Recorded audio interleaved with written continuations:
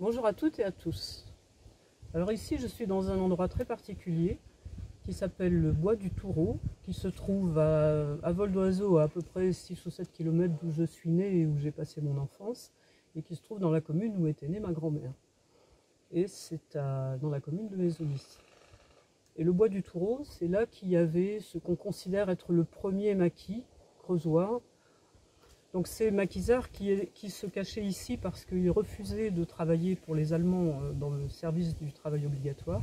Donc ils se cachaient ici, ils étaient ravitaillés par la population, qui avait beaucoup de paysans ici. C'est un endroit extrêmement perdu dans la nature, quoi. Donc ils se sont fait arrêter, fusiller, déporter par les Allemands.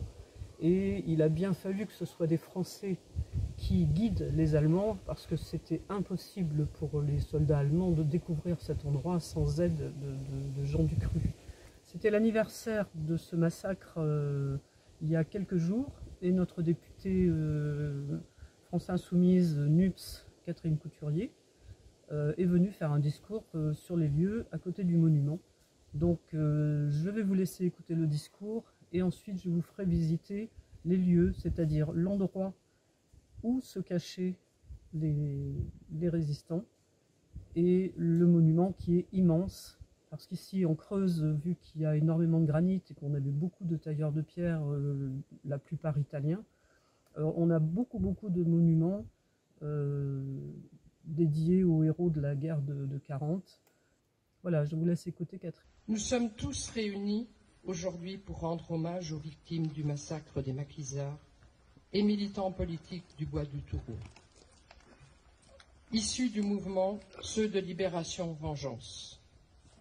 Et je remercie tout particulièrement Monsieur le maire, Dominique Berthelot, et Monsieur le président d'honneur, Serge Môme, de cette invitation à ce devoir de mémoire qui nous incombe.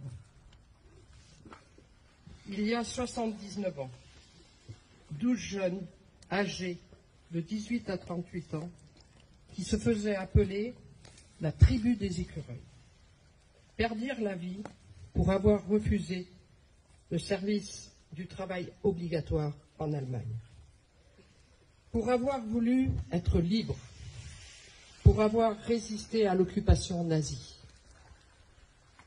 servir comme force de travail à un régime fasciste qui massacrait les peuples et la démocratie, était pour eux inconvenable. Leur devise, résister. 7 d'entre eux furent massacrés pendant l'assaut. Gabriel Brunet, Georges Cavarnier, John Alan Colomb, Robert Janvier, Jean-Pierre Maître Allen, Jacques Nouhaud et Bernard Verbeek. 8 autres furent déportés, dont 2 agriculteurs qui avaient assuré leur ravitaillement. 5 d'entre eux mourront dans les camps. Émile Auré, Henri Julien, Henri Paulet, Georges Van den Eden et André Vincent. Ce travail de mémoire, réalisé par l'Association pour la mémoire des victimes du Bois du Toureau, premier maquis creusois, et la mairie de Mésonis, nous rappelle à quel point il est nécessaire de ne jamais baisser la garde, de ne jamais abandonner la lutte. Je tiens d'ailleurs à saluer cette association qui défend ce site contre les coupes rases et résiste pour garder cet endroit intact. Ce travail de mémoire, c'est se souvenir du bon comme du mauvais. Ne pas oublier les nombreux Creusois ébranlés par cet acte de terreur qui ont décidé de braver les interdits pour se rendre aux obsèques de ces maquisards. Ils ont été les initiateurs de cette commémoration annuelle et nous les en remercions. Ne pas oublier cet acharnement du régime nazi à écraser toute rébellion et refus d'autorité face à des jeunes peu armés dont l'action avait pour objectif l'incitation auprès des agriculteurs à ne pas livrer leur blé à l'occupant et à organiser des actions de sabotage. Résister, hier comme aujourd'hui, résister contre celles et ceux qui mettent la démocratie en danger.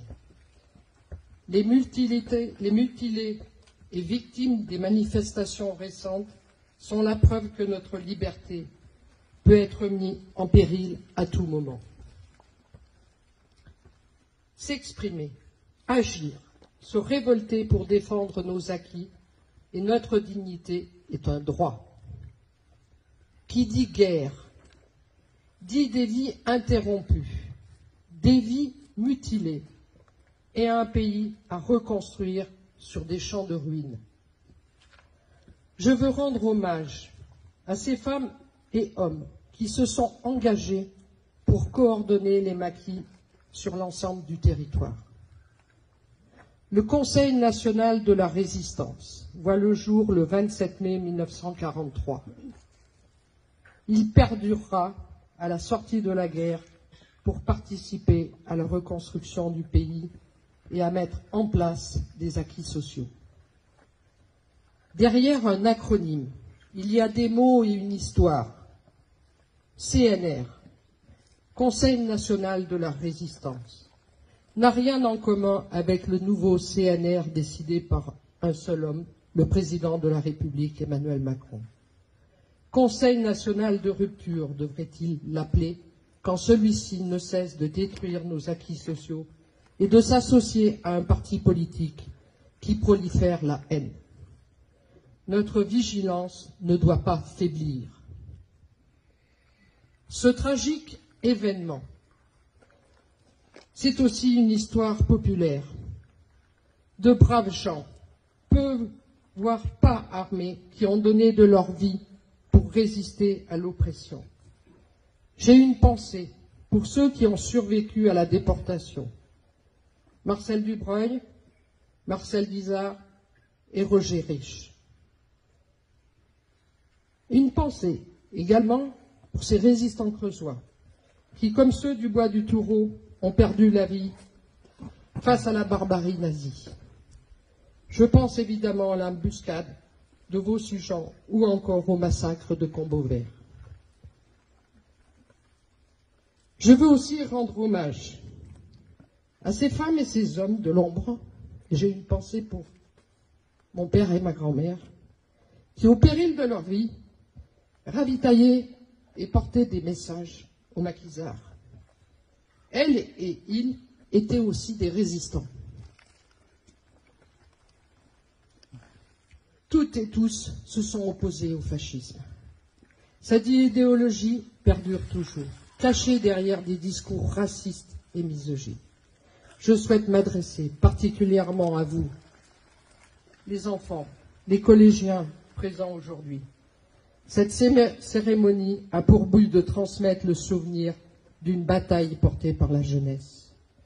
Il s'agit de notre responsabilité à toutes et tous de continuer cette bataille politique et ce travail de mémoire pour assurer notre liberté, nos droits individuels et collectifs. Toute génération doivent savoir, toute génération doivent résister pour un avenir juste et en commun. Maudite soit la guerre.